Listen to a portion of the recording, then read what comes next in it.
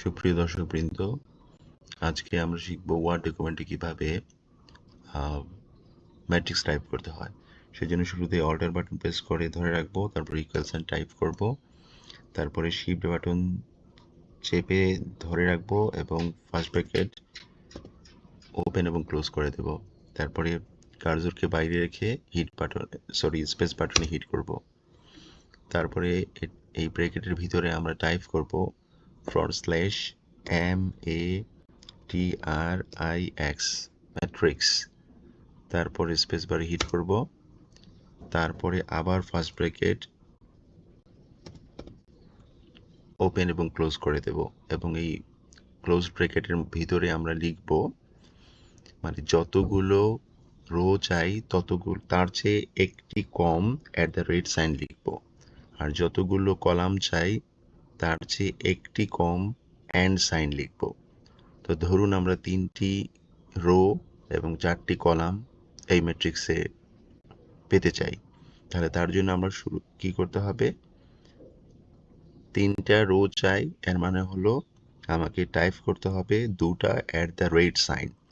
তো দুটো @sign type করার জন্য আমরা শিফট বাটনকে প্রেস করে হোল্ড করে টু টাইম টাইপ করলে আমাদের @সাইন 2 টাইমস লেখা হয়ে যাবে।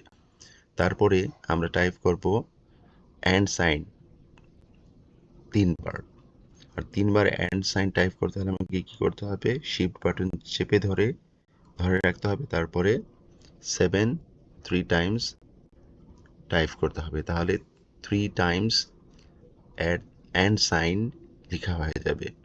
তারপরে কার্সরটিকে ব্র্যাকেটের বাইরে রেখে আমরা স্পেস বারে হিট করব। দেখুন আমাদের 3/4 অর্ডারের একটি ম্যাট্রিক্স হয়ে গেল। এখন আমরা এই বক্সগুলোর মধ্যে টাইপ করতে পারি, নাম্বার টাইপ করতে পারি বা এক্সপ্রেশন টাইপ করতে পারি। ধরুন এখানে আমরা টাইপ করলাম 1, এখানে টাইপ করলাম আমরা 2, এখানে টাইপ করে দিলাম 3, এখানে টাইপ করে দিলাম 4, এখানে টাইপ করে দিলাম 5, এখানে 6, এখানে 7, এখানে 8, এখানে 9, এখানে 10, এখানে 11, এখানে 12। দেখুন সুন্দরভাবে আমরা ম্যাট্রিক্স টাইপ করে ফেললাম। এভাবেই মূলত ম্যাট্রিক্স টাইপ করতে হয়।